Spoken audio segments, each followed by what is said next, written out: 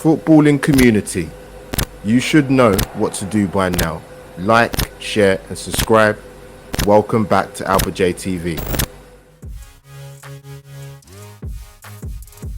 A social media platform. Know what you're talking about, and what I mean by that is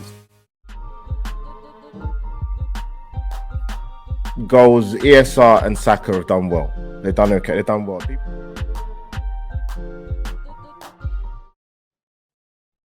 Yes, people, welcome back to AlbertJTV match review time.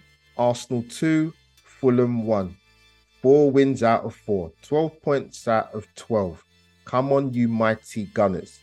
So, people, before I get into this match review, smash that like button straight away and subscribe to the channel if you haven't already.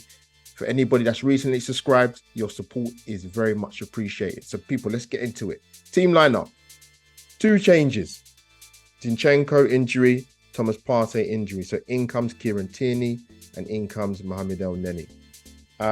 If I go into the first half, I thought for the first 15-20 minutes, I thought Arsenal were pretty steady. We didn't really let Fulham outside of their own half. I thought we had a very good tempo. I thought we maintained pressure. There were moments in the first half where the football was fantastic. But if you actually look at the cold, hard facts, we had 1 shot on target. Throughout that possession in the first half, I think we had about 70-75% possession, but it's what you do with it, isn't it? And we had one gilt-edged chance. There were opportunities to have a better final pass in order for us to get the shot off or to score the goal to go 1-0 up, but I thought the best chance obviously fell to Bukayo Saka. It was a mixture of great football, but also a little bit of fortune in terms of the ricochet that went through to Saka for him to go through, but cuts nicely inside Adebayo. Hits the target, but unfortunately a good save from Bernd Leno. You can look at it 2 ways, people. A good save from Bernd Leno or Bukayo Saka should have scored. I'm more on the latter, to be honest with you. Got to be ruthless, 30 minutes in, you haven't got the goal in the first 15-20 minutes, although we've had a lot of pressure on the ball and having Fulham camped in their own half.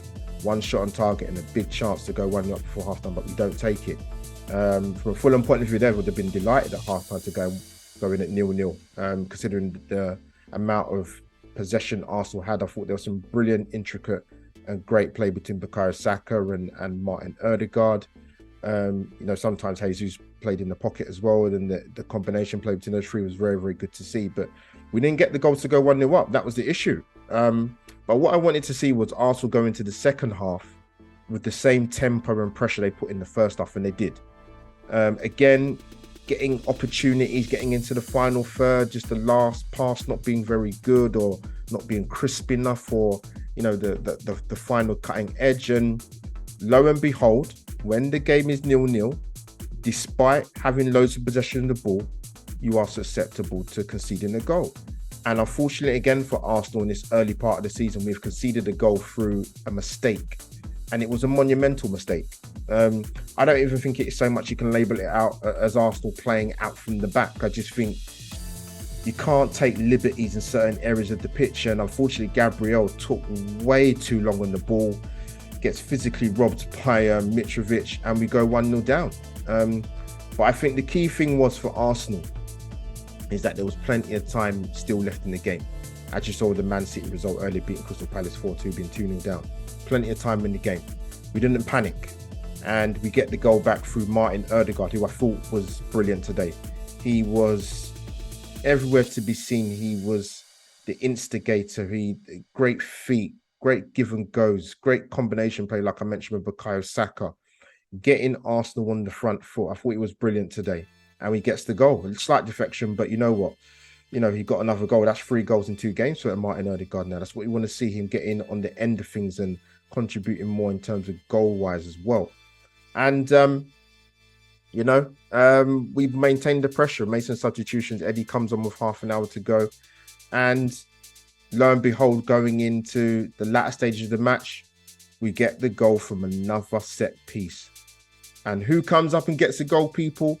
Gabriel to wipe out the mistake in the early part of the second half. And Little bit of a scary moment with VAR coming in reviewing the goal for possible handball, but that wasn't that goal was legit and fantastic for Gabriel to get that. That would have really perked up his confidence after the mistake that led to Mitrovic's goal. But that's a big win for Arsenal, not just because it's a London derby, but we went behind. We went behind and we came back and we stuck at it and we put pressure on them. We create opportunities. Need to be more ruthless, but you know what, boys, we got the job done today. That was the most important thing for me. Man of the match was Martin Odegaard, instrumental today in every facet, off the ball and on the ball. Give a shout out to Aaron Ramsdale, sorry. Made some very good saves today. Saves he should make, but as a goalkeeper there's going to be games where you don't have a lot to do, but when you are called upon, it's time to deliver, and he made some key saves. You know, there were times in the second half where Fulham were dangerous from set pieces, and Mitrovic caused us a lot more problems in the second half with his physicality, and he can score goals. But people, we got the job done. Tough win, but you grind results out. 12 points out of 12.